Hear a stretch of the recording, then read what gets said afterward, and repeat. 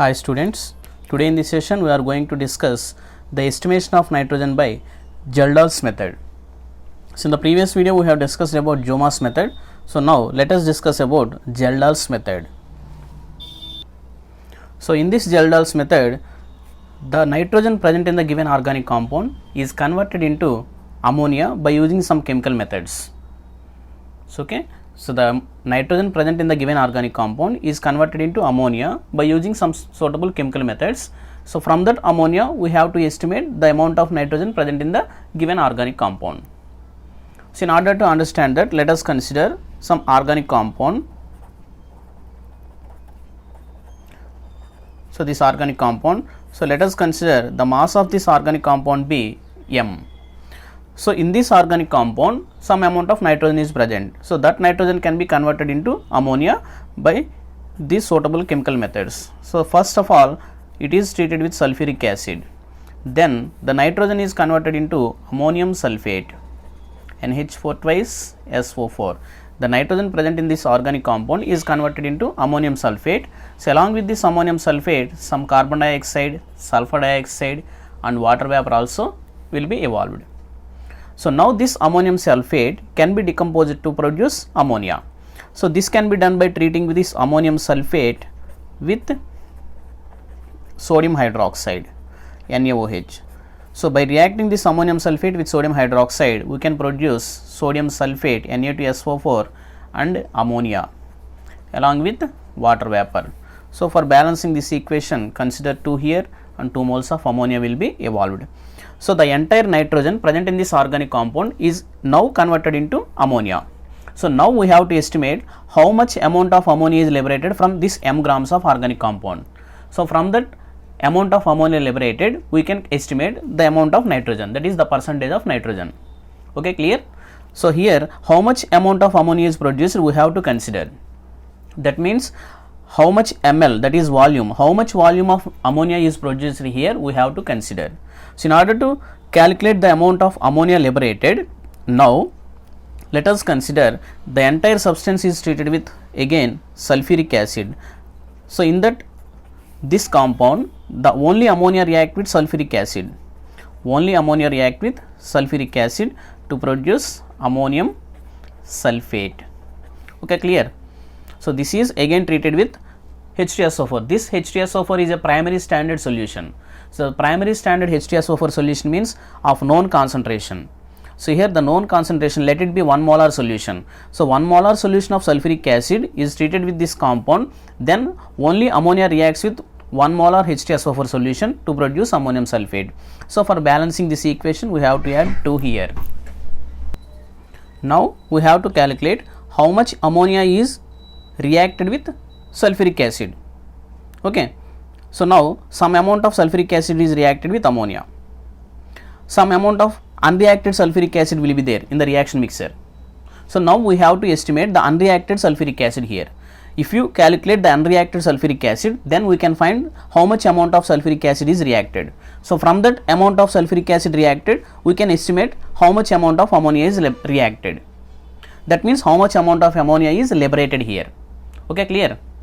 So here H2SO4 is used. So from this H2SO4, some amount of H2SO4 is reacted with ammonia, some amount of H2SO4 will be unreacted. So in order to calculate the unreacted sulfuric acid, we have to titrate the resultant solution with a base. That is, let us consider the base is sodium hydroxide. So now we have to titrate with sodium hydroxide. So during this titration, the sodium hydroxide reacts with this unreacted sulfuric acid. This is unreacted sulfuric acid. The sodium hydroxide reacts with unreacted sulfuric acid to produce again sodium sulfate and water. So for balancing we have to take 2 here, again 2 here. Okay, clear? So here some amount of unreacted sulfuric acid will be there. If you estimate the unreacted sulfuric acid, then we can find out how much amount of sulfuric acid is consumed. So from this sulfuric acid consumed, we can estimate the amount of ammonia liberated, that is this one. Okay, clear? So let us consider some amount of substance, that is H2SO4. For our convenience, let us consider 100 ml of H2SO4 is taken here. So this is just for rough work only. let us consider 100 ml of sulfuric acid. So this 100 ml of sulfuric acid of 1 molar concentration is taken here. Then this sulfuric in this 100 ml sulfuric acid, only some amount will react with ammonia. We have to calculate how much amount of sulfuric acid is reacted here. The unreacted sulfuric acid will again react with sodium hydroxide. Okay, clear? The unreacted sulfuric acid will react with sodium hydroxide. So suppose let the unreacted sulfuric acid be, let it be 30 ml. Let us consider let it be 30 ml. So if the unreacted sulfuric acid is 30 ml, then the reacted sulfuric acid will be 70 ml here. Okay, clear? Here we are taking 100 ml, but from that 100 ml only 70 ml is consumed. That means here 30 ml is unreacted. So 30 ml unreacted sulfuric acid reacts with how much amount of NaOH? Twice the amount, because here 2 moles are consumed, here 1 mole is there. So that means here 60 ml of sodium hydroxide will be consumed here. Okay, clear?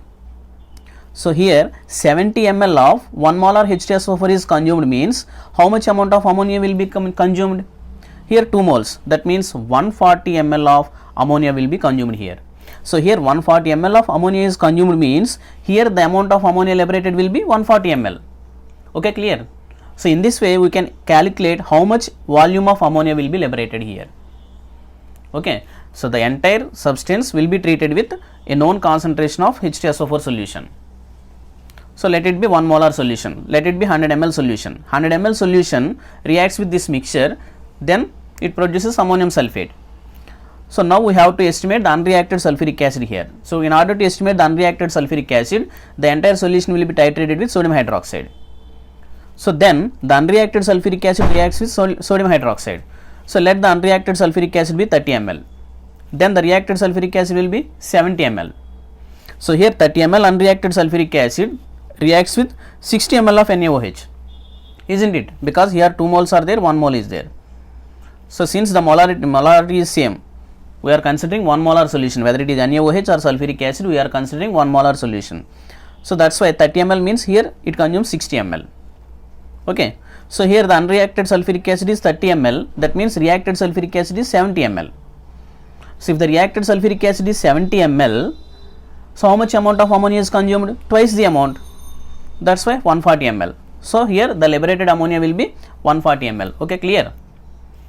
So from this liberated ammonia we can estimate the percentage of nitrogen like this. So here if you take 1000 ml, that is 1000 ml of 1 molar ammonia is taken, that consists of 14 grams of nitrogen, isn't it? 1000 ml of 1 molar solution. 1 molar solution means 1 molarity is 1. It consists of 1000 ml solution. It consists of 14 grams of nitrogen. Then here VML of ammonia. Here VML means 140 ml. So VML of ammonia consists of how much amount? So it can be calculated by cross multiplication. So therefore VML of ammonia, VML of ammonia consists of how much amount of nitrogen? Consists of nitrogen weight is equal to 14 into V divided by 1000. Okay, so VML of ammonia is produced, that VML of ammonia consists of how much amount of nitrogen? 14 into V by 1000. Okay, so if you consider it is m grams of organic compound, so m grams of organic compound produces how much amount? This much amount. So that is 14 into V by 1000. Then for 100 grams of organic compound consists of how much? So therefore percentage of nitrogen is equal to, again by cross multiplication, 14 into V divided by 1000 into 100 whole by m, that means into m into 100. Okay, so this is the percentage of nitrogen, 14 into V by 1000 into m into 100. So by using this formula we can easily calculate the percentage of nitrogen. So in order to understand this concept, let us consider an example. Let us have a look on one example, that is, here it is, the sample of organic compound, that is 0.5 grams of organic compound was treated according to Geldahl's method. So the ammonia evolved was absorbed in 50 ml of 0.5 molar H2SO4. So here we are taking 50 ml of 0.5 molar H2SO4 solution. Okay, the residual acid required 60 ml of 0.5 molar NaOH. So the residual acid means the unreacted acid. This unreacted acid requires 60 ml of 0.5 molar NaOH solution. So here it is 60 ml of 0.5 molar NaOH solution for neutralization. So find the percentage composition of nitrogen here. Okay, so now the mass of organic compound will be 0.5 grams. M is equal to 0.5 grams. Okay, so here 50 ml of 0.5 molar. So let it be, consider all for 1 molar solution. If it is 1 molar solution, then the 50 ml becomes 1 molar 25 ml, isn't it?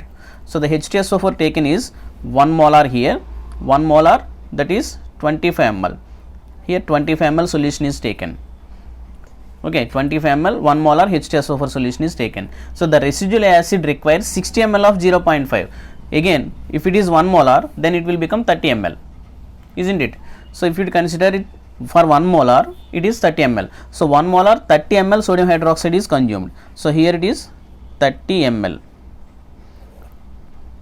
1 molar 30 ml is consumed. So here totally 25 ml is there. 20 ml H2SO4 we are taking. So from this 30 ml NaOH solution is consumed with unreacted sulfuric acid. Here 30 ml means, what about the sulfuric acid here? Here 2 moles 30 ml. 1 mole means here it is 15 ml only. Okay, clear? So here 15 ml, 30 ml NaOH consumes 15 ml sulfuric acid, because here is 2 molar, here is only 1 molar. So 15 ml H2SO4 is unreacted.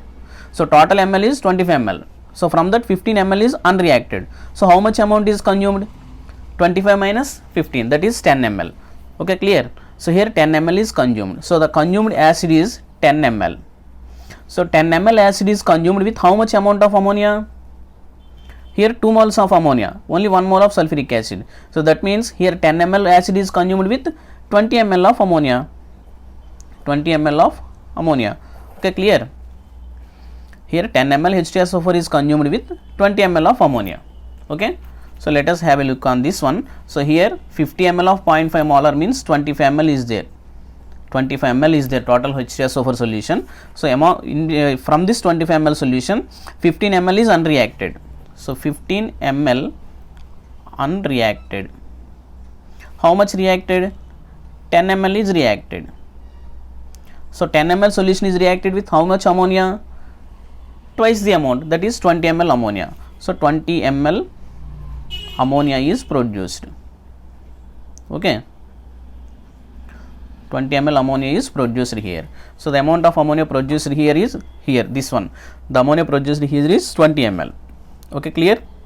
So from this we can calculate the percentage of nitrogen. So percentage of nitrogen is equal to 14 into volume by 1000 into m into 100. So that equal to 14 into how much volume is produced? 20 divided by 1000 into mass of the organic substance is 0.5 grams. So 0.5 into 100. So by simplification, the percentage of nitrogen will become how much? Let us calculate it. So by simplification we get 56%. So here the percentage of nitrogen will be 56%. Okay, the option is C option.